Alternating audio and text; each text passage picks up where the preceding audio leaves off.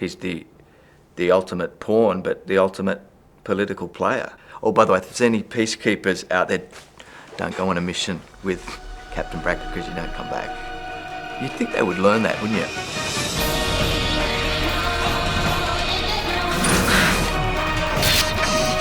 I don't question High Command. Unacceptable. Down there!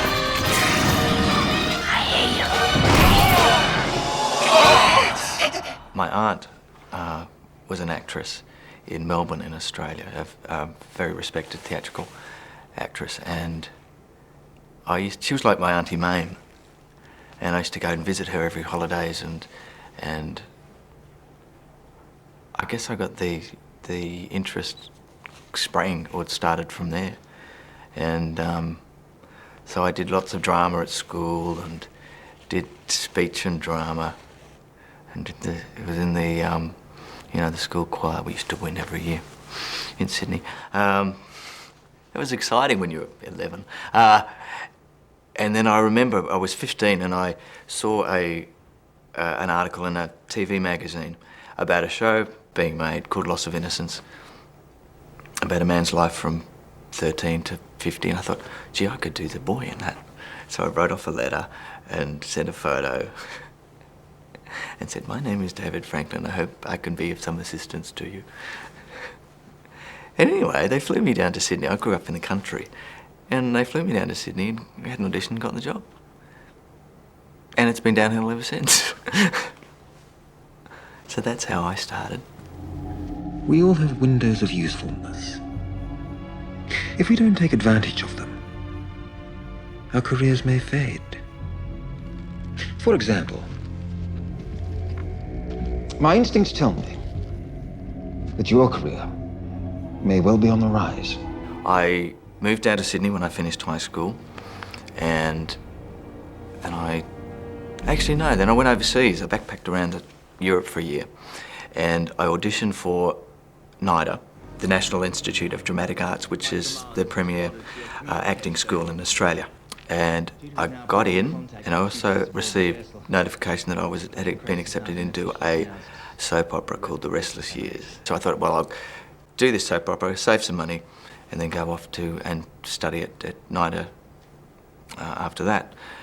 And so what happened was that after that I did that soap opera, and then I changed agents and I got into the Sydney Theatre Company, and I did an apprenticeship contract there, understudying, and then for 2 years, and then doing larger roles, starting with walk-ons. And no one can forget my cream-faced loon in Macbeth, or the non-speaking Brazilian Indian I had to wear, it was crazy, I had to wear this body makeup and this stupid little lap, and it had metal eyelets under that. Terry Ryan, I think, designed it, who does the fantastic costumes in Farscape. I think he was responsible for this.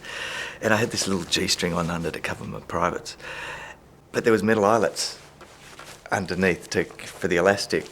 And I remember bending over and the lights from the set so the sun was shining up my ass. Anyway, yes. And so I did that, and then I did lots and lots of television and a lot more theatre and feature films, and then produced a play called Dags, an Australian play, that was a great passion of mine, and we toured that around the country. And more theatre film. And then the US stuff started happening here in Australia, and I was doing a lot of US work that was shot in Australia. And then I got asked to do Farscape, and here I am. Unacceptable. I did an audition. I went in one evening and had a meeting with Andrew Prowse. Actually, before I went in, I thought it was called Farscape, about firemen, but I was totally wrong. And no, I didn't audition. I just chatted with him, and he told me they were looking for a sidekick for Scorpius. So I actually started the next day in a pair of gumboots, because they didn't have time to make a costume, which is like rubber, galoshes. So I thought, this isn't very sci-fi. ESAS reports a confirmed location on one of the escape Leviathan transport pods. It's landed on one of the deep-field asteroids. Yeah, there was all this stuff that was Farscape talk that was very hard to learn because Captain. I'd never encountered those terms before or knew what they meant. Scorpius I didn't know what a microt was, has ordered what several teams into the anything was. field. And it was a scary introduction because everyone was, apart from working together, they'd all been working together. I came in at the end of season 1, so they were all used to working together. But more importantly, for me, and they had a shorthand, which, obviously any group of people working together develop. But they knew the world, and I didn't. I had no frelling idea what was going on. Lieutenant, your recent performance has been exemplary. Thank you, sir. I was always very sure that Bracker wasn't an extra. I imagine that the show is written about this lieutenant who is, in one way or another, tiptoeing across the minefield of Sebastian politics and not only staying alive but thriving. I hope my conduct continues to find favour. This guy came up to me and gave me this big hug and said, "Hey man, I love what you're doing." On the set one, thank you. And it was David Kemper. And he said, he said he had plans for me and blah, blah, blah. And what he'd seen, what he'd struck onto was, there was a scene, I can't even remember it very clearly, but Scorpius throws some ornament at me. We'll find him. Sorry, at Bracker. And then, Wayne just did improvise that in the take, and I took the ball and then shoved it at his nurse. And David picked up on that and thought, well, I like the fact that there's a life going on there. There's a power play. And so he picked up on that and thought, well, we can develop Bracker. This transmission can only be one thing. A Leviathan distress call. And if Moy is anywhere in the area, she should come running. My relationship with Wayne has been fantastic. At the beginning, most of my work was with him, and it was life imitating art because I was finding my feet as an actor. So there was that power situation of status. I was able to use that as an actor. He was established, he knew what he was doing. I was still finding my feet, so that was good. And he was great to work with because we'd play off each other, and it was dangerous. So I wouldn't know what he was going to do. Sometimes he wouldn't know what I was going to do. And he's mad bastard as well. This is for all the times I had to say yes.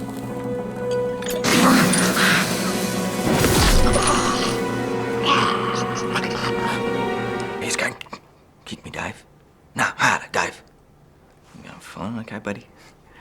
And that was another defining moment, great moment for Bracker, because revenge. I can honestly say that he's been terrific to team up with, and it was fun to play off each other. And I loved the danger that there was, because anything could happen. If an officer superior to you orders it, I will similarly execute you without hesitation. So says every one of your psychological evaluations, Captain Bracker. He's not only survived, but he's moved up.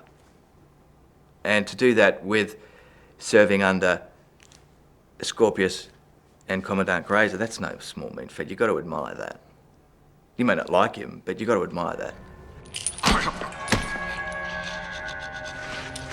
I think his perception of having a lady boss would be there'd be a few scattered cushions around, and maybe the Aurora would have, Lady Aurora. A few feminine touches. But yeah, she's a Black Widow. What is that? An explanation would be pointless. You'd retain no memory of it.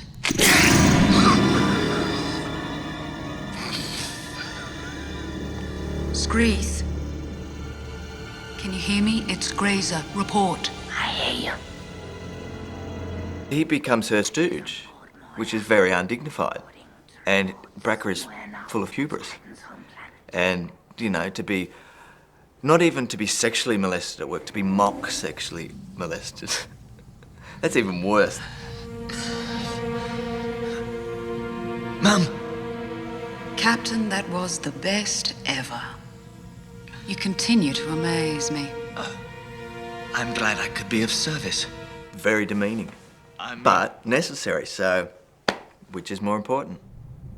Closer. Closer.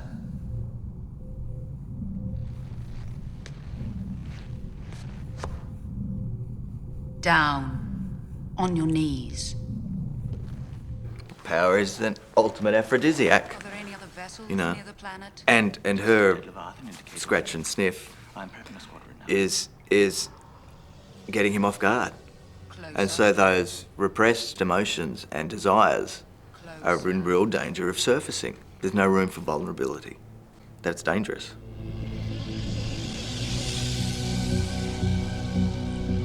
Braca, does it bother you what has happened to Scorpius?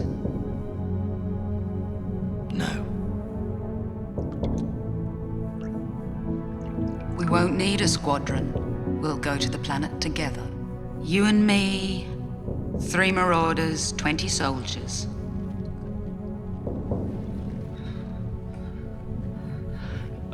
Why? I always assumed John Crichton was just an outlaw. An excuse for Scorpius' mistakes. But he destroyed a command carrier. The Scarans desire him. Perhaps, somehow, I can use him. Perhaps Scorpius' enemy will be my friend. I tell you one interesting thing. I was watching season 4, I think, and there was all this kooky stuff at the first couple of episodes that I didn't understand. And then Erin came back, and I was watching the episode because I was in it. And I was mesmerised by the storytelling. I thought, wow, I'm a part of this. Woo. So, Inch bracelets. Put one on Braca.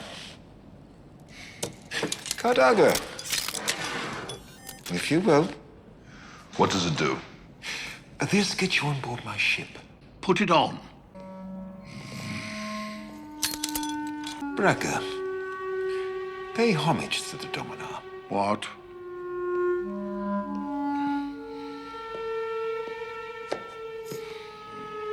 I invite you, Dominar, to attack the lieutenant. I have no quarrel with him. Humor me. The bazaar became another day at the office. You'd always be in these extraordinary, incomprehensible situations, and you had to come up with a truth that was worthy of everyone else's commitment to the show. And as an actor, that was a dream to do. And also, I think something that flavoured the show is that we shot it in Australia, and I think our Australian sensibility came to influence the style of the show. Not only from the fact that you've got very experienced actors that haven't been seen before, but I think the Australian sensibility, our sense of irony, we have a slightly different take on things that added to Crichton being in another world.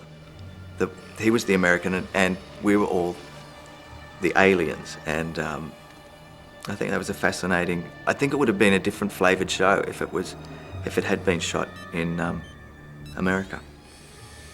Could be wrong, but I don't think I am. Lieutenant Braca, I predicted your rise in this organization. I stand by that prediction. You are a consummate peacekeeper. I went to work in an industrial estate in Homebush, and I'd heard that the show had touched a lot of, had connected with a lot of people, but I didn't really have any idea.